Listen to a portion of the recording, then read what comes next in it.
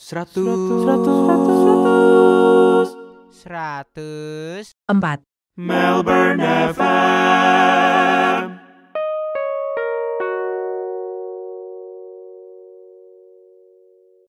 Hi, you're listening to 104 Melbourne FM. I'm your host Rafilo Satria, and today is 10 Agustus 2020. Senang sekali gue hari ini di podcast hari ini gue bisa nemenin kalian semua. Apa kabarnya kalian semua?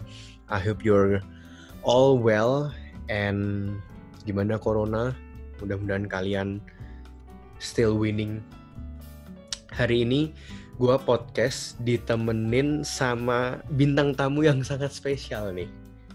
Karena kita tuh baru ketemu 30 detik mungkin ya secara physically ngobrol-ngobrol, tapi ya karena kemajuan zaman lalu temenan di sosial media dan mungkin karena kita punya mutual friend terus ya tiba-tiba ngobrol-ngobrol aja. Lalu waktu itu lebih kenal lagi gara-gara kita actually ada satu platform podcast bareng gitu. Siapa di sini? Gue podcast barengan siapa? Halo kalian semua, lagi di mana nih? Salam kenal, ini Stefa Yuiko. Nah, aku mau klarifikasi. Kayaknya waktu itu kita ketemu nggak 30 detik deh. Berapa bro? Kayaknya sih 20 kayaknya. 20. Pendek banget coba. Kali Rafilo ya? Stefa, salam kenal bro. kamu udah mau, jadi Stefa ini dulu bergereja di gerejaku sekarang, tapi lalu udah pindah ke kota lain, tapi masih sering main-main. Jadi waktu itu aku ingat kamu soalnya keburu-buru mau kebaktian 2 kan? Keburu-buru mau masuk. Jadi iya benar-benar. Mungkin cuma 20 detik. Bener. Tapi itu asik sih, karena setiap kali apa? Kenapa? Kenapa? Asiknya setiap kali ke Melbourne tuh udah mau ibadah gitu kan. Ketemu orang-orang yang lama nggak ketemu. Jadi setiap kali ketemu tuh kayak, halo apa kabar? Gitu kan, terus ngobrol bentar. Nggak terasa gitu kan ngomong sama 5-10 orang gitu. Masing-masing misalnya 1-2 menit gitu. Jadi kayak by the time udah mau start ibadah selalu telat. Iya benar. Nah, podcast hari ini itu sebenarnya nggak ada temanya sih. Jadi hari ini gue cuman pengen kayak ngobrol-ngobrol santai bareng Stefa. Sebenarnya podcast hari ini tuh lebih ke kenalan aja karena kayak I find that Stefa ini orang yang menyenangkan dan seru untuk diajak ngobrol. Jadi mungkin nanti, jadi ini tuh ibarat cuman kayak podcast kenalan doang, karena nanti mungkin hopefully akan ada podcast berikutnya. Nanti kita ngobrol ngalor ngidul lah ya kalau orang Jawa bilang. Kita bisa ngobrol ngalor ngidul membahas banyak hal gitu. Mungkin hari ini kenalan dulu sama beliau. Sama Stefa ini sibuk apa dan lagi ngapain atau gimana?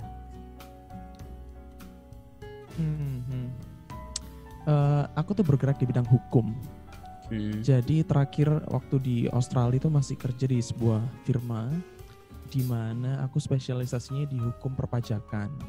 Nah, tapi sekarang lagi di Indonesia, lagi nunggu perpanjangan visa, lagi apply PR. Tapi di tengah-tengah pandemi gini kan kita nggak tahu ya, penuh uncertainties.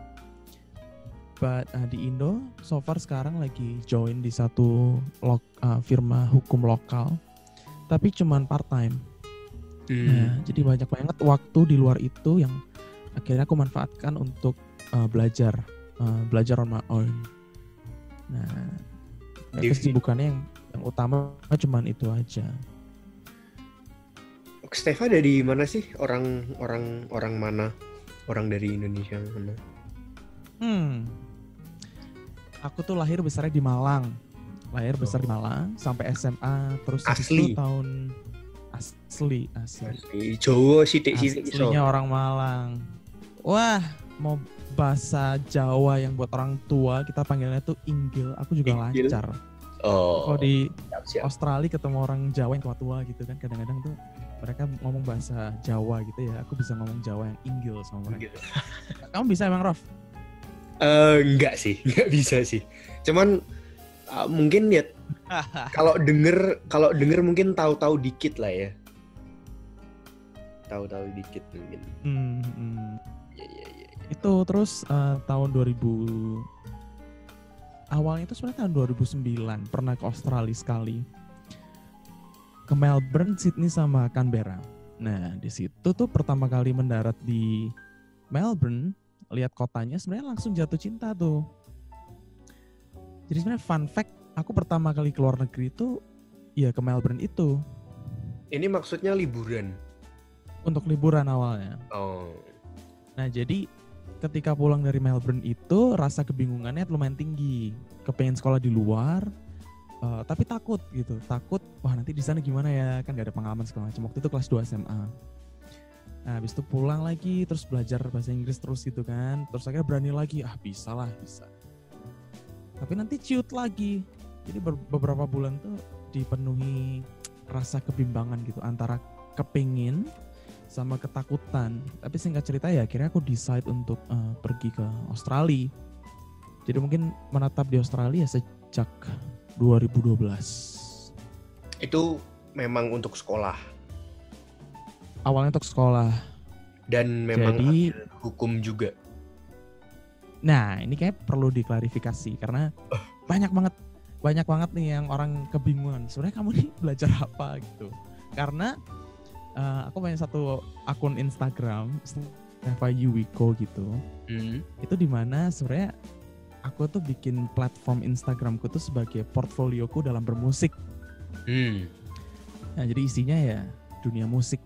Nah, jadi orang tuh seringkali mengasosiasikan aku dengan musisi. Aku adalah seorang musisi. Yang which is sebenarnya enggak sama sekali. Waktu setelah selesai SMA kepengen sekolah musik. Tapi atas saran orang tua, ini katanya udah dipilih ya, bukan atas larangan orang tua, tapi atas saran orang tua. Nah, aku disarankan untuk belajar yang lain. Dan akhirnya aku mengikuti itu. Jadi sebenarnya S1-ku itu di bisnis, minornya finance, majornya management. Jadi sebenarnya aku sabuk pertama yang ada di pinggangku itu sebenarnya manajemen dan finance. Nah setelah itu barulah aku ambil program namanya Juris Doctor, yaitu program yang dimaksudkan untuk mereka yang bukan dari background hukum untuk belajar hukum yang nantinya ingin menjadi lawyer. Gitu, itulah apa ya? Itu yang akhirnya pergi ke Newcastle itu. Bener, jadi berangkat sekolah hukum itu sebenarnya waktu itu ceritanya lumayan lucu. Setelah selesai, puji Tuhan waktu itu kan kayak nilainya oke banget gitu waktu lulus. Terus dapat award. Nah habis itu aku kebingungan. Mana sih value ya? Oh rahasia dong. Waduh. Kadang nggak boleh disponsorin kan. Nggak boleh ada merek dong. Tidak boleh ada merek, tidak boleh. Oke. Biarkan menjadi rahasia umum. Terus. Tapi intinya waktu itu kebingungan antara mau tinggal di Melbourne, mau pulang ke Indo, atau mau sekolah lagi. Nah, kalau teman-teman yang dengerin ini, kalau yang belum tahu kan, kalau kita mau tinggal di Australia khusus banget tuh persyaratannya. Mulai dari sekolah apa, poinnya berapa, bahasa Inggrisnya gimana, dan segala macam. Aku sadar tuh, kalaupun aku tinggal di Australia, bekerja, beberapa tahun pun gak bakal dapet PR. Jadi akhirnya aku memutuskan harus sekolah lagi nih gitu, Raf. Nah kebetulan ada yang nawarin program JD itu. Awalnya gak tahu kenapa ya harus belajar program ini program apa. Tapi to be honest, waktu itu tuh hanya sesingkat ini. Hal yang meyakinkan aku ya. Kepengen tinggal di Australia, harus cari subjek baru. Aku menimbang-nimbang antara kedokteran, engineering, law, accounting, IT. Dari kesemuanya itu yang umum-umum, aku merasa kayak hukumnya yang paling pas gitu. Karena aku suka baca, suka belajar gitu ya. Habis itu waktu aku Google search gitu ya, orang-orang yang siapa sih yang punya gelar JD gitu. Ternyata gelar ini kan originalnya ada di Amerika. Jadi kebanyakan law school atau lulusan JD adanya di Amerika. Nama-nama yang keluar tuh nama-nama yang menurutku tuh orang-orang yang Admire gitu. memiliki keahlian yang aku kagumi gitu. Banyak banget politisi yang punya JD. Nah, Barack Obama, Michelle Obama juga bergelar JD. Jadi waktu aku ditawarin program JD, aku research dan aku merasa kayaknya ini suits my personality. Oke, jadi akhirnya aku memutuskan untuk mungkin this is it. Jadi lumayan big change waktu itu dari manajemen, finance, habis itu ke dunia hukum gitu. Oke, jadi ini klarifikasi ya. Ini klarifikasi ya. Klarifikasi. Jadi sebenarnya aku bukan musisi, aku tidak sekolah musik. Jadi seorang Steva Yuiko, musisi itu hobi, S1 bisnis manajemen, lalu tercebur di hukum untuk mendapatkan PR. Ya. Lah, tapi oke lah, you say that you love reading books and everything, tapi kok berani banget? Maksudnya pernah nggak kepikiran, oh apa nanti aku siapa tahu mungkin nggak betah atau nggak kuat gitu, kepikiran nggak? Nah, ini good questions ya. Bertahun-tahun aku memikirkan apa yang aneh dengan diriku. Aku menemukan salah satunya ini. Aku tuh orang yang merasa kayak seseorang yang bukan ada di dalam diriku, ragaku. Wah, ini keren ya kalau didengar ya. Lumayan. Biar kontroversi dikit ya. Podcastnya biar laku. Kalau ada yang kontroversi. Jadi sebenarnya itu gini ya. Kayak aku tuh punya prinsip di mana kita sebagai orang itu mesti mengakui kalau sumber kebenaran tuh ada secara objektif. Yang dimaksud objektif tuh bersumber dari sesuatu hal yang di luar dari diri kita. Jadi non-subjektif. Bukan berarti subjektivitas itu tidak mempengaruhi cara kita melihat sesuatu yang objektif. Tapi kita harus selalu mendasarkan keputusan kita terhadap sesuatu yang objektif. Waktu itu, jujur waktu mau masuk ke hukum, yang ada di pikiranku tuh cuma sesimpel ini. Prinsip finansial. Dari semua opsi yang aku akan lakukan, mana yang return-nya paling besar, otomatis resikonya besar. Jadi antara risk dan return aja pikiranku waktu itu.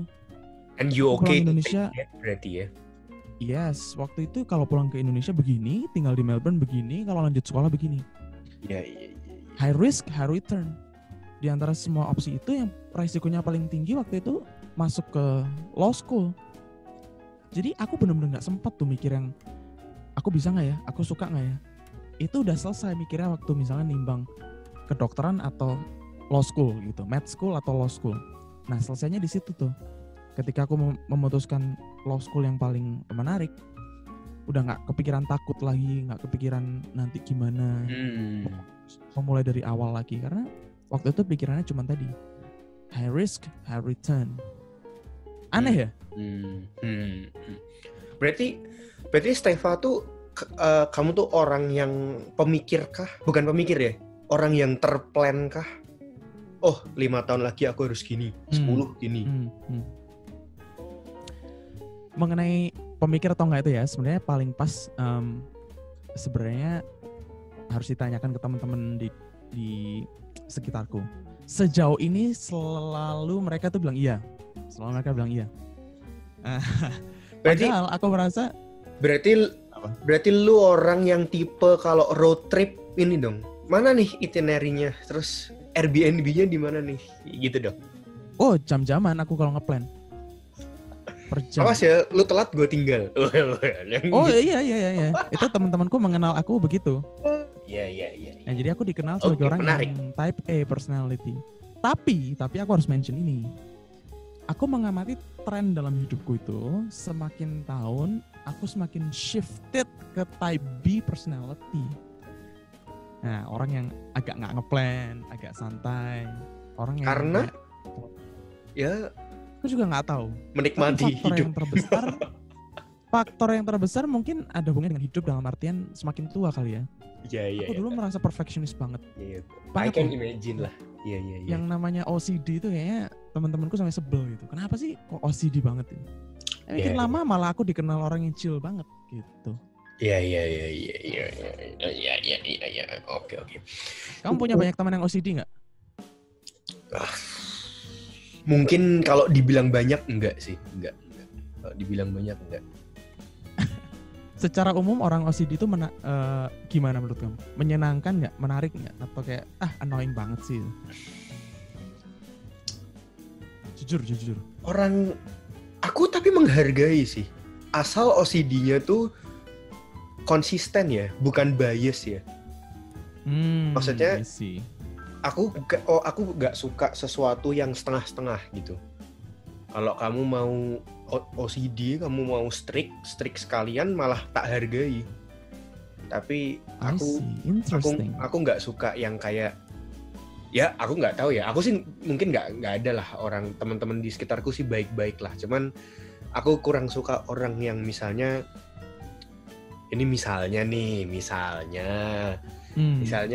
lu tuh sok-sokan, oh iya lu jam 7 gue tinggal ya, terus lu sok-sokan ngeplan apa, ternyata itu tuh cuman untuk cari muka karena misalnya nih yang ikut road trip ada yang lu sukain, misalnya. I see. Nah itu gue kurang suka yang seperti itu. Yang dengerin podcast ini harap bertobat ya. Yang dimaksud Rafael lo siapa? Lu tau lah siapa yang gue maksud. Okay. Aku penasaran tadi, bentar, saya klarifikasi dulu. Apakah Steva ini seseorang yang ini selalu ranking kiasu nggak? Kamu itu kiasu nggak? Selalu ranking 1 kah gitu? Karena when you say, I'm confused whether I choose med school or law school, itu kayak itu bukan confused weh. Itu maksudnya gini, berarti regardless your knowledge, bisa aja sekarang kamu ke med school berarti. Yes or no? Yes. Kalau secara nilai sih bisa. Wih, lu sakit weh berarti. Berarti lu tadi sedang bingung antara dua bidang yang orang mau masuk satu aja tuh mungkin sambil puasa 40 hari 40 malam, ibaratnya seperti itu kan. Makanya kayak apakah kamu memang suka dua-duanya atau gimana? Tolong jawab dulu, apakah kamu ini kiasu dan selalu ranking 1 waktu sekolah atau gimana? Kalau definisi kiasunya selalu ranking 1 waktu sekolah, sebenarnya justru jawabannya enggak. Karena aku enggak pernah ranking 1 di kelas. Enggak pernah sekalipun. Tapi ini kurang ajar nih. Plot twist sombong ya. Lu mau sombong ya? Lo enggak. Tapi aku selalu berusaha paling enggak 10 besar lah. Kalau itu iya. Oke. Tapi enggak pernah ranking 1. Bentar. Berarti yang ranking 1 di sekolahmu sekarang ngapain? Kalau waktu SMA, ranking 1 sama aku tuh ini agak memalukan sih. Sebenarnya dia duduk di sebelahku. Lalu? Jadi waktu SMA, ini SMA ya, nggak sampai ke SD gitu kan ya.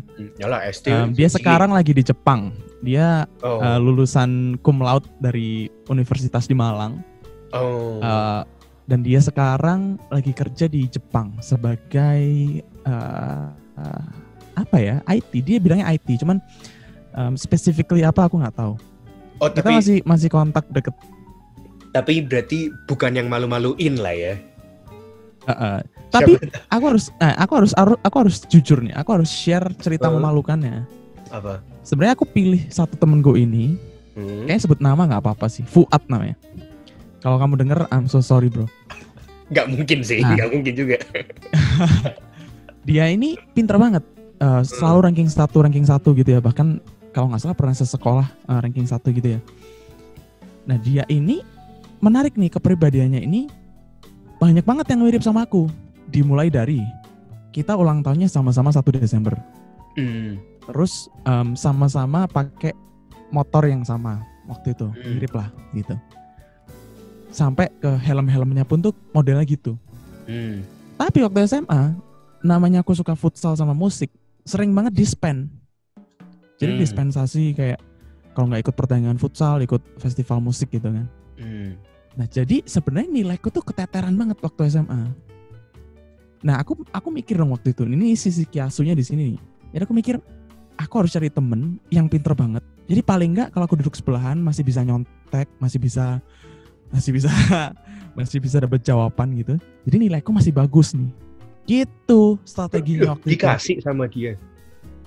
Atau kamu nyontek yang karena dia nggak tahu? Oh dikasih dong, dikasih. Oh, Aku rasa kayak kita nggak bisa naif ya. Aku rasa di semua sekolah praktek itu terjadi lah. Dan I have to admit that I did it gitu. Gitu. Jadi walaupun waktu itu aku banyak miss pelajaran, nilai keteteran, tapi aku masih berusaha untuk tetap di 10 besar gitu. Jadi paling SMA tuh ranking kalau nggak ranking 6, ranking 8, 9 gitu. Berarti sampai di 2 sampai 5-nya ini apa kabar semua ini? Apa ada yang jadi pengedar narkoba nggak? Nggak ada. Nggak tahu ya. Mesti dicek ke kepolisian. Cuman soalnya gitu. Soalnya kan with all due respect ya, maksudnya terkadang tuh yang kasihan ada anak-anak yang ranking 1 karena dipush sama orang tuanya kan, yang kayak ayo kamu harus les, kamu harus ini. Terus sorry to say, maksudnya kalau kita sekarang gitu terus flashback gitu, sorry to say mungkin ada yang malah jatuhnya cuman jaga toko atau apa karena kehidupan sosial dia tuh ternyata nggak jalan gitu loh. Dan makanya aku nanya, iseng aja sih. Aku yakin pasti ada yang bikin penelitian tentang itulah, persentase berapa sih orang yang IQ-nya tinggi tapi IQ-nya tinggi dan bagaimana dia mingle di society. Tapi kalau buat aku sebenarnya yang terpenting apa dalam kehidupan itu masih unknown sih. Aku ikutin banget jurnal-jurnal psikologi gitu ya. Kalau mau yang simple information ya pasti Jordan Peterson, Jonathan Haidt. Mereka banyak bahas tentang hubungannya dengan IQ dan race apa dengan kesuksesan misalnya. Jadi kayak aku nggak tahu sih, nggak tahu. Kalau musik otodidak atau dari orang tua atau gimana? Nah musik nih aneh nih. Pertama kali aku pegang alat musik tuh SD, waktu itu gitar yang stringnya nilon. Tapi kalau buat yang main gitar tahu jarak antara senar sama fret gitarnya itu tinggi. Jadi kalau dipegang buat anak kecil tuh sakit. Jadi waktu belajar pertama kali itu kesakitan sehingga aku tuh malas belajarnya. Nah, papaku tuh main gitar buat di persekutuan gitu. Jadi sebenarnya awal motivasinya cuma ngeliat itu aja. Wah, kepengen nih bisa gitu. Tapi nggak yang sesuatu spesial gitu, nggak. Cuman karena dia bisa, aku juga pengen bisa. Sesimpel itu sebenarnya waktu itu. Jadi belajar on and off sejak SD, otodidak. Habis itu SMP itu mulai makin getol, dan SMA itu yang bener-bener sejam latihan mungkin bisa up to 3 hours mungkin per hari, setiap hari. Jadi kalau bisa dibilang otodidak, sebenarnya otodidak.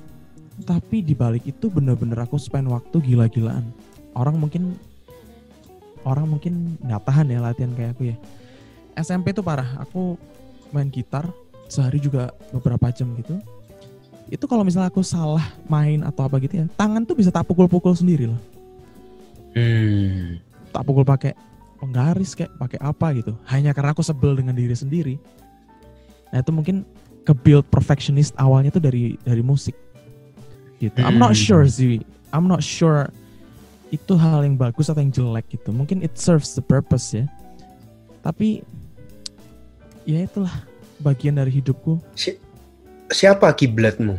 John Mayer? Enggak, kalau aku SMP itu rocker dulu. Band terfavorit itu Dream Theater. Dream Theater ya. Portnoy. Portnoy. Wah, itu tuh ibaratnya kayak apa ya? Kayak panutan lah, setiap hari itu dengerin Dream Theater. Jadi rocker lah.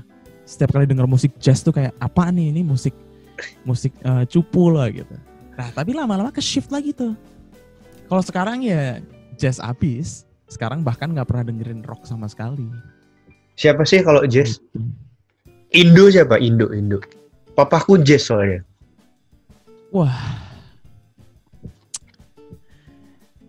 Kalau yang pianis ya, aku ikutin tuh ya, misal kayak Idang Rasjidi. Kalau dulu ada namanya Bubi Chen. Iya. Yang standar-standar jazz gitu. Kalau sekarang tuh udah terlalu banyak lah. Jazz indie itu aku ikutin. Tapi kalau jazz luar ya, yang udah fusion tuh ya, yang aku suka misalnya sekarang kayak Dirty Loops, terus Beyond It. Dirty Loops gitu. Jazz.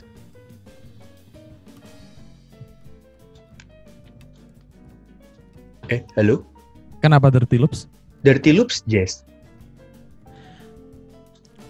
Jazz dalam artian fusion ya. Iya. Yeah. Dari chord progresi mereka, reharmonisasi mereka. Itu lebih dekat ke jazz fusion dibanding ke genre yang lain. Gitu. Kamu sukanya apa kalau musik? Oke. Aku suka jazz, tapi nggak ngerti. Jadi pendengar doang. Tapi aku nggak tahu nyebutnya apa ya. Ya speaker mungkin. Jadi di rumahku tuh di atas tuh ada speaker gitu. Jadi sekali papiku pencet nih his magic box, satu rumah tuh langsung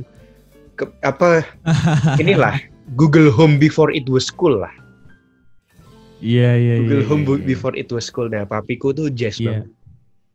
Papiku jazz banget gitu. Kalau yang klasik ya Frank Sinatra gitu-gitu aku juga suka tuh.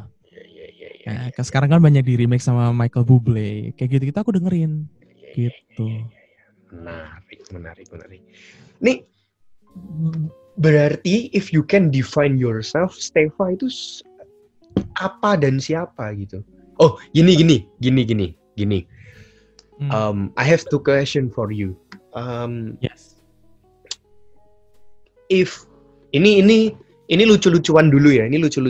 Jadi you may answer terserah lah, jokingly boleh. Tapi if money is not a problem, what would you be?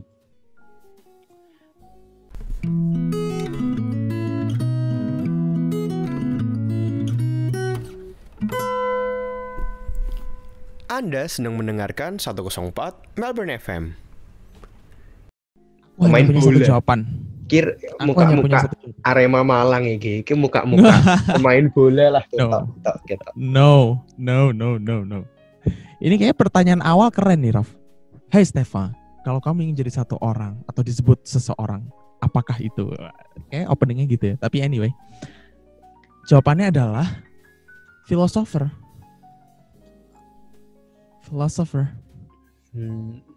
I love to think beyond everything. Berarti mungkin merembet-rembet ke pembicara, merembet-rembet ke nulis buku gitu misalnya gitu. Not necessarily. Kalau tapi maksudnya gini loh, philosopher kan bukan a job kan. Philosopher. Makanya kan kalau if money is not an issue, then what would I be? Then I'd like to spend my time thinking, because that's what philosophers do. They think.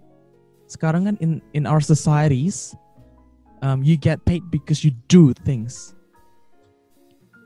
But you climb the ladder up.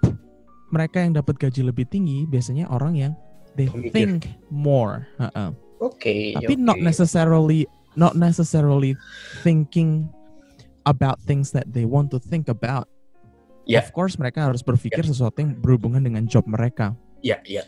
Tapi di luar itu semua sebenarnya buat aku tuh apa ya, momen yang paling aku bisa enjoy itu adalah momen dimana ketika aku berpikir atau dissect, membedah sebuah ide sampai ke percabangan yang paling dalam, dan di situ aku dapat kepuasan, dan disitulah aku sering kali dibilang aneh.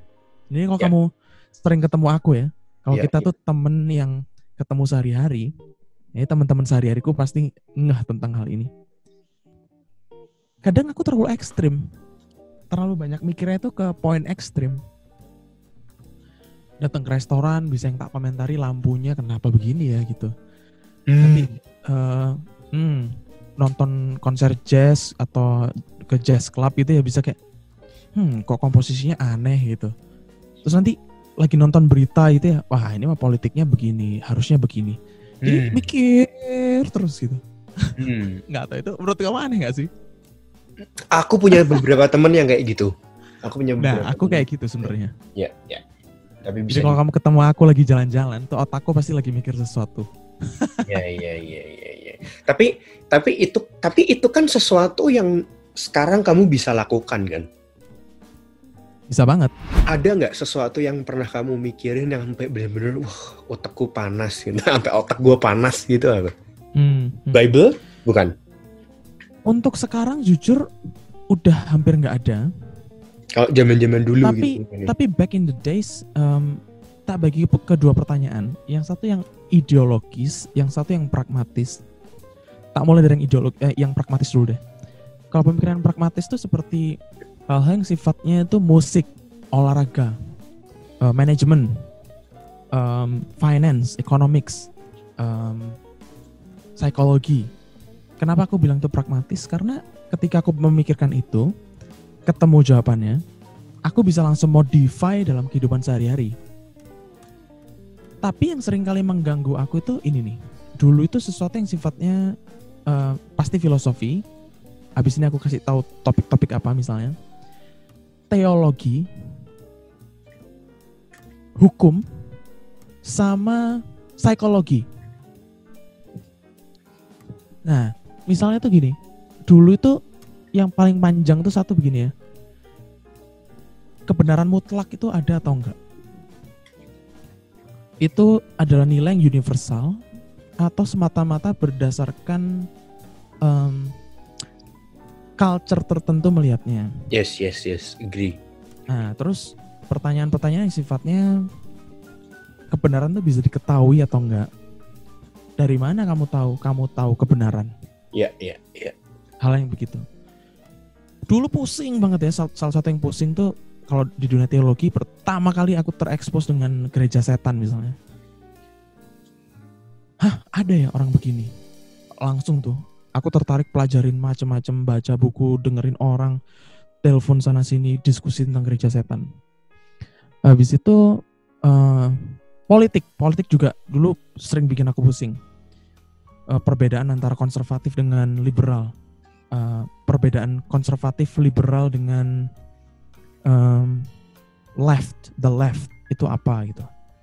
Jadi kayak pertanyaan-pertanyaan yang sifatnya filosofi, psikologi, teologi dan hukum, termasuk di dalamnya politik, itu seringkali jadi sesuatu yang bikin kepala pusing. Tapi makin ke hari ini, I love it. Setiap hari aku baca tentang itu, setiap saat aku berusaha menyempatkan waktu dengerin podcast tentang itu, setiap saat aku punya lawan bicara untuk tukar ide, untuk menajamkan pikiran, I will do it berjam-jam. So, in your opinion, how all this happen? Maksudnya apakah when you were a kid, you just love reading book? Atau kita kemarin pernah bahas ini sih ya, atau memang di keluargamu tuh udah terbiasa kritis kah? Atau tiba-tiba aja suka? Jangan jawab seperti itulah, itu curang. Oke, aku lagi berusaha memikirkan jawaban yang artikulasinya itu bisa diterima orang dengan enak. Tapi sulit nih. Aku belum pernah memikirkan ini soalnya. Let me think. Atau mungkin zaman SMA kalau dari memang keluarga, obrolan kalian kayak gitu misalnya, atau apa, terserah. Kalau dari sisi keluarga, mama itu memang orang akademisi. Sebentar lagi kayak dia dapat gelar profesor, jadi kayak udah memang orang akademis ya. Jadi kalau secara DNA memang mama mau dicari gitu, sepertinya dapatnya dari mama. Nah, ada beberapa karakteristik yang sama gitu ya, betapa kritisnya kita, terus misalnya keras atas prinsip-prinsip tertentu gitu. Nah, tapi ini yang menarik nih, aku nggak tahu teman-teman semua yang dengerin termasuk kamu pernah mikirin nggak? Momen dimana aku tiba-tiba jatuh cinta ke filosofi, psikologi, teologi, dan law itu begini. Aku tuh percaya tentang adanya absolute truth. Itu yang pertama. Momen dimana aku percaya enggak, kebenaran tuh bisa absolut. Kalau ini diterima, dibicarakan orang yang misalnya udah lulus kuliah, udah berkeluarga, mungkin lebih gampang. Tetapi ketika momen itu datang ketika kamu SMP, value-nya beda. Karena biasanya anak-anak muda itu nggak percaya ada kebenaran absolut. Kebenaran itu selalu relatif. Tergantung siapa, di mana, tergantung dia hidup di culture seperti apa, keluarganya gimana. Jadi pertama kali aku realize adanya absolute truth itu SMP, dan itu membawa aku ke satu prinsip yang lumayan aneh, yaitu bagaimana aku melihat dunia ini dikendalikan sama sebuah hukum yang namanya hukum alam. Nah, tapi hukum alam yang kita tahu kan yang sifatnya science, misalnya kayak gravity gitu ya. Gravitasi itu mau kamu suka mau enggak, ya kayak gitu. Mau kamu setuju mau enggak, ya kayak gitu. Dia akan ngefek ke kamu, bukan berarti terus ngasih tahu aku, Steph, aku nggak percaya gravitasi, terus kamu melayang gitu tiba-tiba. Aku harus panggil, Raf, percaya sama gravity deh, biar kamu balik. Kan nggak begitu. Jadi ternyata ada hal-hal yang sifatnya itu hukum alam, yang kamu suka kamu enggak, kamu setuju kamu enggak, akan tetap kena efeknya ke kamu. Nah, sekarang dengan rasio berpikir yang sama, coba aplikasikan itu ke semua bidang yang kamu tekuni. Kamu pemain bola, kamu misalnya seorang chef, kamu seorang musisi, kamu seorang ekonomis. Nah, aku tuh berpikir, pasti ada nih hukum alamnya.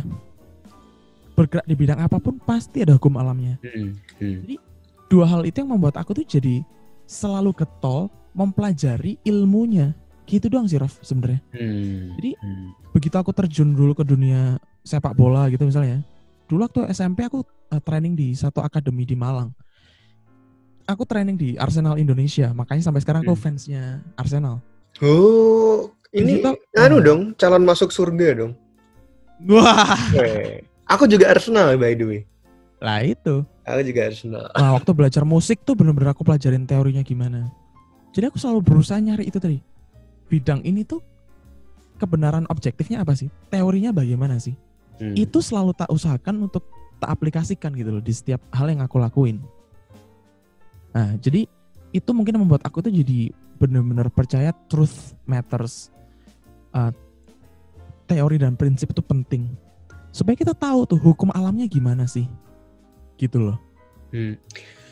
Ini tidak usah dijawab. Maksudnya ini jawab just by one word ya. Ini mungkin sneak peek buat kapan-kapan kita ngobrol lah.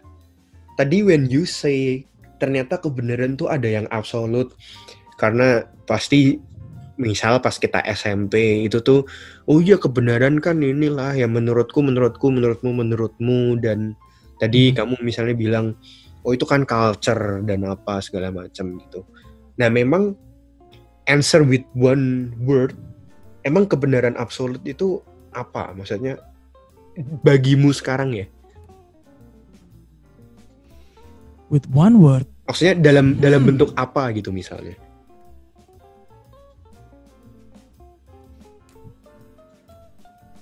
One sentence boleh nggak?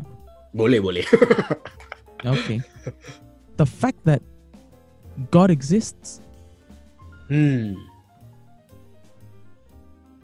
Oke. That's it. Oke. Mungkin bagi sebagian orang, apa maksudnya kok cuman berpikir gitu ya? Tapi buat aku, itu benar-benar change the whole course of your thinking. Itu yang drive. Itu yang akan drive bagaimana kamu membangun kerangka berpikir teologimu, bagaimana kamu menentukan posisi politikmu, itu akan menentukan bahkan sampai misalnya kamu mau sekolah bidang apa, itu yang akan menentukan kamu nanti akan nikah seperti apa. Iya. Menarik sih, kapan-kapan ya kita ke arah sana. Oke, siap. Nah, berarti kalau tadi ngomongin what is your calling and what is your passion, ya balik ke sana lagi ya. Kayak you're a thinker dan you believe that you use your brain for your everyday's life and whatsoever. Yeah. Kayak gitu kah? Yeah. Yes. Menarik. Kamu tahu nggak tempat paling kaya di dunia ini ada di mana? Dalam artian apa nih?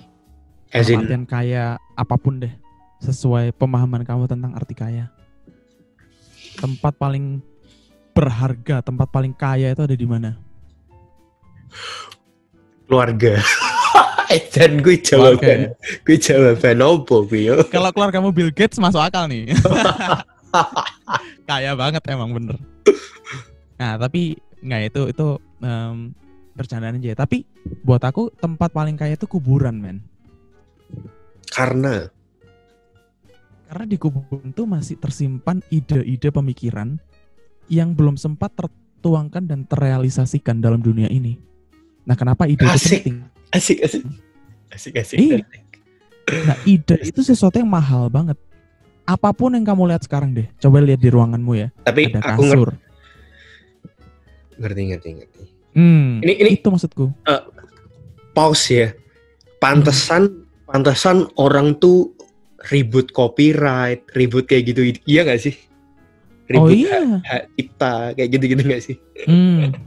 Di dunia praktikalnya begitu, tapi di dunia ideologisnya, kalau orang memahami betapa mahalnya sebuah ide, di situ dia memahami kenapa kuburan itu tempat paling mahal di dunia ini. Iya. Gitu, makanya we need more people to think. Iya. We need it. Zoom yang kita pakai ini used to be an idea. Sampai orang tuh berpikir direalisasikan seperti ini. Nah, itulah kenapa aku encourage teman-teman setiap kali punya ide, tulis, share sama orang. Yes. Setuju. Brainstorm sama orang. Setuju. Iya. Orang kayak kamu berarti nggak percaya konspirasi teori ya? I do. Oh, you I do. Ngikutin. Mau bahas konspirasi apa nih? Next time. Tapi tak pikir kamu orang ini bodoh amat gitu, enggak? Oh enggak, justru terlalu naif kalau orang tuh nggak percaya ada konspirasi. Kalau orang percaya Tuhan, dia secara by default harus percaya adanya setan dong. Yes. Ya kalau orang sudah percaya begitu, kemudian menolak teori konspirasi, ya harus tak pertanyakan, apakah kamu benar-benar percaya Tuhan? Iya. Bisa kayak gitu pikirannya. Iya. Seru. Thank you. Aneh nggak sih pemikiranku? Aku butuh jawaban yang jujur nih. Enggak sih. Aku suka.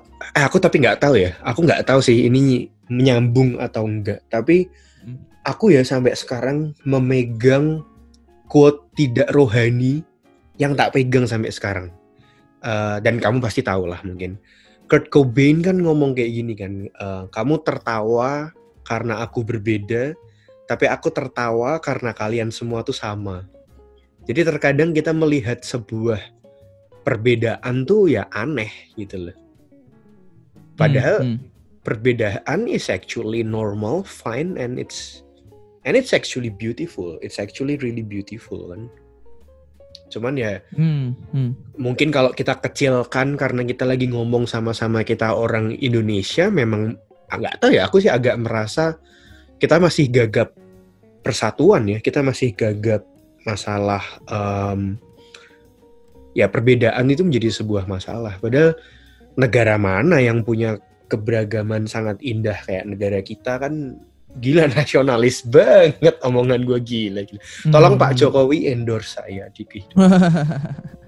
Tapi ya seru. Biasanya orang yang gagal paham atas adanya keberagaman itu pemikirannya unidimensional, nggak bisa multidimensional. Unidimensional tuh terlalu terfokus terhadap satu variabel. Ketika buat beberapa orang status ekonomi menjadi yang terpenting, maka segala sesuatu dalam hidupnya mereka tuh diterjemahkan dari sudut pandang ekonomi. Ada orang yang mementingkan ras, ada orang yang mementingkan misalnya kesamaan hobi, bisa begitu, kesamaan pandangan politik, kesamaan agama. Tapi aku berani jamin ya di sini ya, setiap kali kamu ketemu orang yang pemikirannya multidimensional, orang yang belajar ini itu dan macam-macam, akan lebih enak diajak ngomong, Raf. Yes. Karena dia benar-benar bisa menempatkan sebuah perbedaan tuh di dalam kategori folder yang berbeda-beda, and it's okay for them. Yes. Gitu. Yes. Mungkin seru. Satu pertanyaan terakhir nih. If you boleh dijawab dengan jawaban yang sama juga nggak apa-apa, tapi if later on you pass away, what do you want to be remembered as? Aku sebenarnya bisa langsung jawab nih, jebret gitu ya. Tapi aku mau menggunakan hak privilegeku untuk menjadi orang Indonesia. Muter-muter dulu, ya kan? Baru ke jawabannya. Ya. Oke, jadi karena ini penutup, aku pengen bikin ranking. Aku tadi sempat mikirin sih, kayak sebenarnya ranking interestku itu apa? Nah, kenapa aku buat itu? Kalau aku punya ranking dari skala prioritasku, aku tahu berarti yang paling puncak itu apa. Dan itu akan membantu aku untuk sebenarnya mengexamine lifestyle-ku. Nah, sekarang ini sebenarnya aku tuh spend banyak waktu banget untuk belajar dan berolahraga. Musik tuh sebenarnya malah nggak terlalu banyak. Aku tuh olahraga bisa bener-bener setiap hari, Raf. Setiap hari, bener-bener setiap hari spend. Favorit bola tapi? Sekarang badminton. I play badminton. Nah, jadi ini ranking interest aku.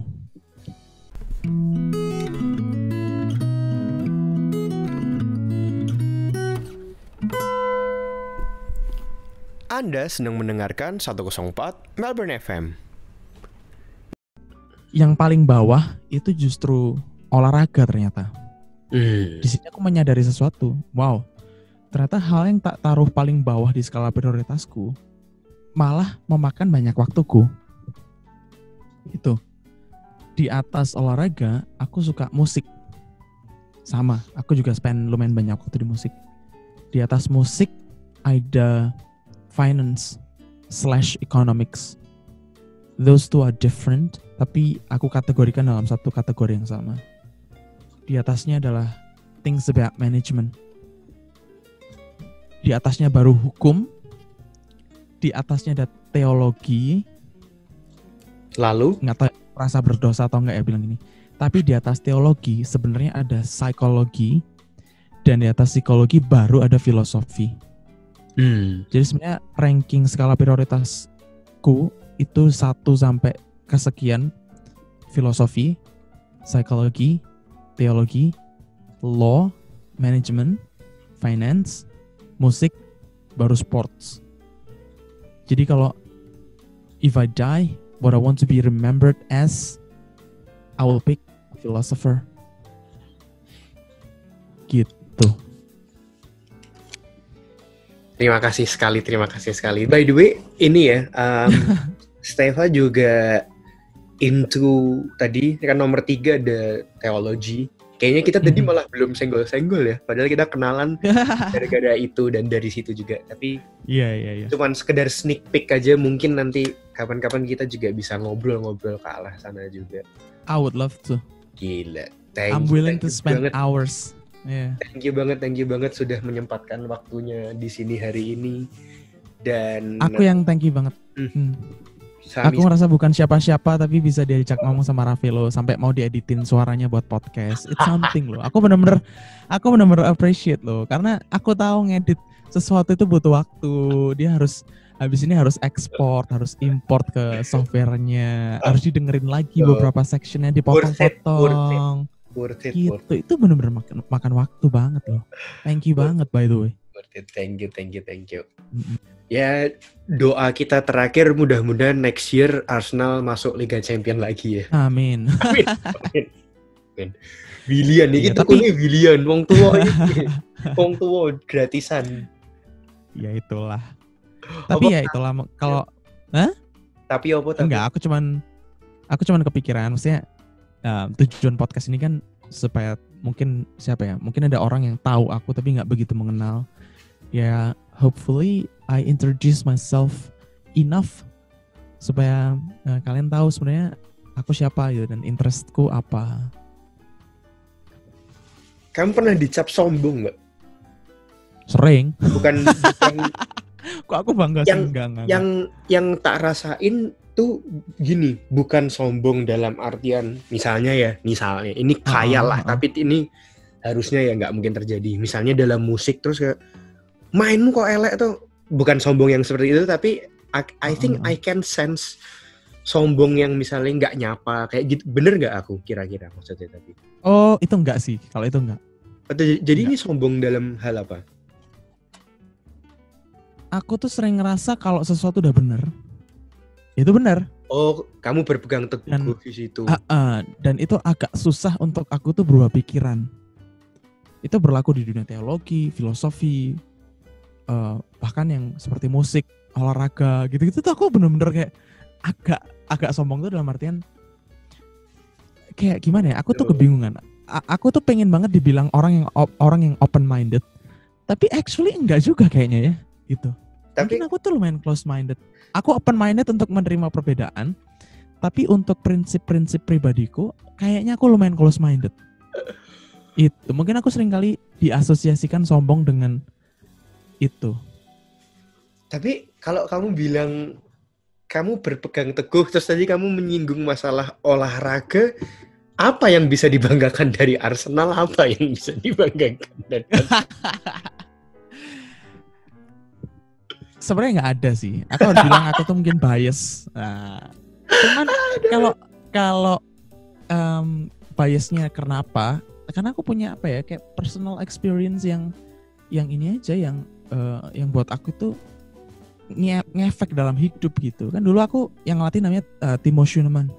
Timo Schunemann tuh Iya tahu dong. Oh, dia latih sama dia. Serius tahu? Nah, tahu dia kan dong. tinggal di Malang. Nah, dia tuh kan di sekolah di Malang. Terus dia kan ini kemarinan sempat viral gara-gara bule tapi bisa ngomong Jawa juga ya. Iya, jadi dulu waktu SMP itu latihan sama beliau. Oh. Apa gelandang? Gitu. Aku back kiri, pemain bertahan kiri. Back kiri itu. Ya, jadi mentok-mentok kalau nyerang pun dari sayap gitu. Nah, cuman aku mengenal strategi dan taktik bola itu pertama tuh yang tak pelajarin taktik mainnya Arsenal. Dan buat aku waktu itu mempelajari waktu masih kecil gitu ya, SMP gitu ya. Aku merasa Arsenal tuh mainnya indah, lebih indah dibanding yang lain. Karena Arsene Wenger bilang itu tadi. Iya. Kamu tumbuh di siapa tuh? Pires ya? Henry Pires. Iya, zamannya Fabregas masih di sana. Fabregas lah dulu otaknya. Iya. Hleb, Proski. Gitu-gitu ya? Iya. Aku tuh benar-benar tertarik banget sama filosofinya mereka gitu. Pertahanan yang baik, yang paling baik adalah menyerang. Itu kan kayak wah gitu loh. Menarik. Matur suwun sudah mengisi. Nanti kita. Aku yang thank you banget. Salam kenal buat semuanya. Ya bener, salam kenal buat semuanya karena nanti pendengar podcast ini. Karena nanti bakal colek-colek. Kita bakal ngobrol-ngobrol lagi lah ya next time kita lagi. Thank you buat semuanya yang sudah dengar podcast gue tersedia di YouTube dan Spotify. Kalian bisa cek nanti Instagram Steva tak taruh juga ya. Siap. Taruh di sini. Oke. Thank you sekali lagi buat semuanya. I hope you guys enjoy. You guys can DM atau chat, email, whatsoever kalau mau ada pertanyaan atau ada request apapun gitu aja.